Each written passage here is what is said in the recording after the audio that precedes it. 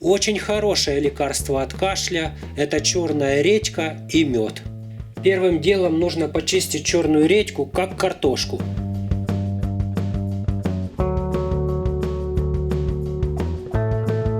После этого редьку нужно потереть на крупную терку. Получается очень много редьки. Получившуюся редьку нужно высыпать в мерный стаканчик.